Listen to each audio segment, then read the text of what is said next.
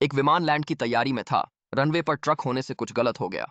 Captain ने landing रद्द कर टेक ऑफ की कोशिश की, लेकिन तभी एक हाल ही में टेक ऑफ हुआ यात्री विमान उनके सामने प्रकट हुआ।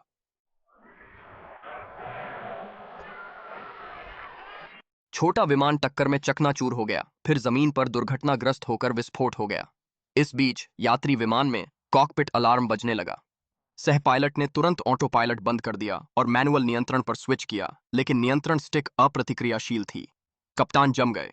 सह पायलट को उसे बहाल करने के लिए कुछ बार चिल्लाना पड़ा, लेकिन भय के साथ कप्तान की नियंत्रण स्टिक भी काम नहीं कर रही थी। कॉकपिट में हर सिस्टम फंसा हुआ था। कप्तान ने कंट्रोल टावर को फोन कर हताशा में स्थिति बताई, लेकिन हालात बदतर हो गए और विमान की कंप्यूटर प्रणाली खराब हो गई।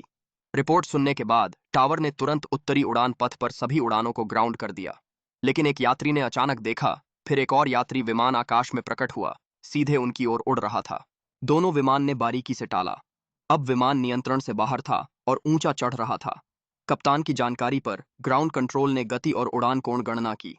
उन्होंने अनुमान लगाया कि विमान लगभग 40 मिनट में स्टॉल करेगा। कप्तान ने वजन आगे स्थानांतरित कर यात्रियों से आगे जाने कहा। इससे नोज नीचे की ओर झुकेगा और विमान को स्थिर स्थिति में ग्लाइड करने में मदद मिलेगी। घोषणा सुनकर यात्रियों ने तेजी से आगे स्थानांतरित किया। फिर होल्ड में माल की पट्टियां फटीं। कंटेनर पीछे स्लाइड हुए। अतिरिक्त वजन ने विमान का आरोहण कोण 4 डिग्री बढ़ाया। ग्राउंड कंट्रोल ने गणना की कि स्टॉल से पहले 15 मिनट से कम समय है। सह पायलट जांच के लिए कार्गो होल्ड की ओर दौड़ा। उसने विमान के फ्यूजलाज में लगभग 2 मीटर चौड़ा एक छेद पाया। उसने स्थिति कप्तान को सूचित की, चेतावनी देते हुए कि अगर दूसरा कार्गो स्ट्रैप टूट गया तो परिणाम विनाशकारी होंगे। कंटेनर एक व्यक्ति के लिए हिलाने में बहुत भारी थे और इन परिस्थितियों में उसे ऑक्सीजन की कमी से बेहोशी का खतरा था। विकल्प न होने पर वह मदद मांगने के लिए केबिन में गया। विमान स्टॉल होने के 7 मिनट दूर था।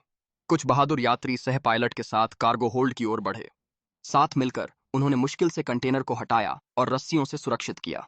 जैसे ही वे केबिन में लौटने वाले थे, हवा और सक्शन में फंसी एक ढीली स्टील की प्लेट